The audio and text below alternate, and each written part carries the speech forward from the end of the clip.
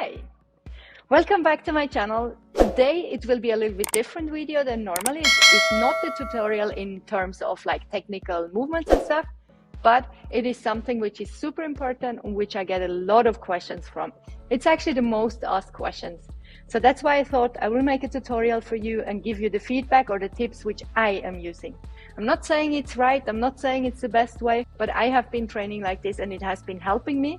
And what I like about it is it's cheap. It's no like expensive stuff I'm using. I'm just using some simple practical things for protecting, because as you know and as you feel yourself, when you train, you want to avoid too many burns and too many bruises, because it means you cannot train it for a while. You will have to recover. It hurts. It's unnecessary. If you can prevent it, we will get bruises anyway, but reducing them is kind of a goal. So here is my tips.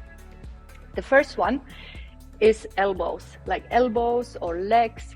Whenever I need to cover something, I have two things I use.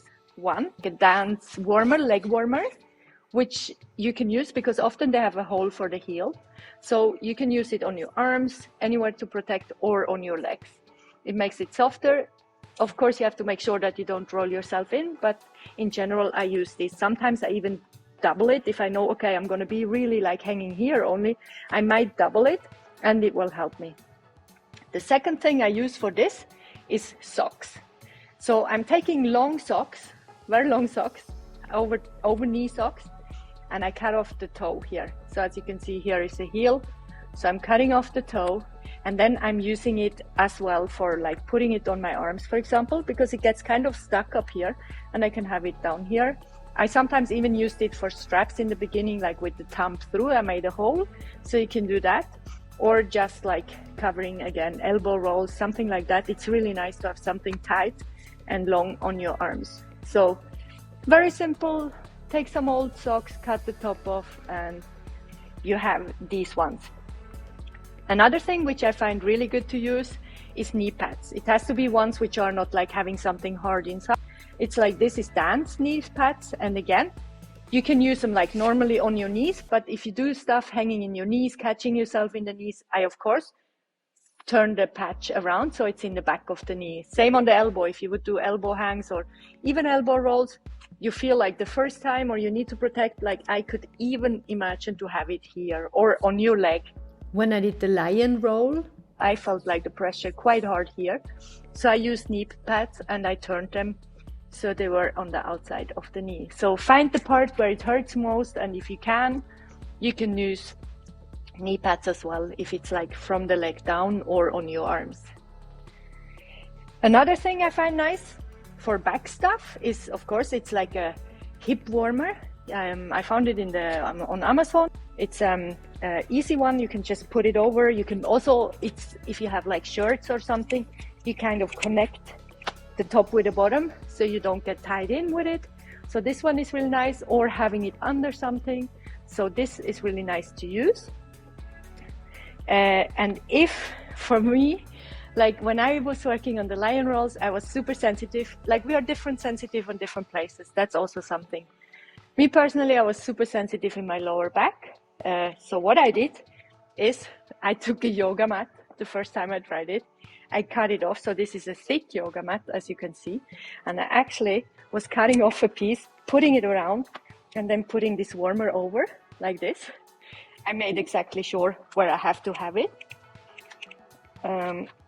So I put it like this, and it was actually very comfortable in the lower back, here where the pressure was. And it helped me to train it several times and find the movement before it started to hurt too much. Because honestly, in the beginning, as you might have discovered already, it's often the pain which makes it impossible to do the move more than once or twice, or just even to attempt it. You go into the position, you're like, oh, no way. Luckily, the body gets used to it after a while, or that's how I experience it with my body, that after a while he gets experienced, or he gets used to the pain or pressure, and suddenly it doesn't hurt so much anymore. Like I can speak from the elbow rolls like that now. I don't feel anything anymore. But in the beginning, they were helping a lot. Another thing I'm using, for example, on the feet, if I do a single leg hang or something, and I want to also do more than one, I use this bandage, which is like sticking by itself. And it is from I buy it in like an animal store, because they use it for paws of animals. Because it's sticking by itself, you can just put it around. You don't need to like have anything to fix it, no tape or nothing. It really sticks by itself. So it's also not very expensive, and you can use it maybe several times if you are rolling it up careful again, or at least if you do a new trick and you feel like I need to protect that, you can use that bandage, put it around, and you have a little bit like protection on that specific area. So this is like my favorite things to use. I hope it does give you some ideas what to use. Safety is always first, so make sure it's working with the trick you are working on. Make sure it makes it okay and it doesn't make it more dangerous, because like I say, safety goes first. But if it's possible to have some kind of protection and it doesn't throw you off your move and it actually helps you to get like less bruises, I can recommend to try it. This is the things that I'm using. I'm not saying they are right. I'm not saying that's like the best you can use. I'm actually super curious what you are using and if you find something which has been helping you.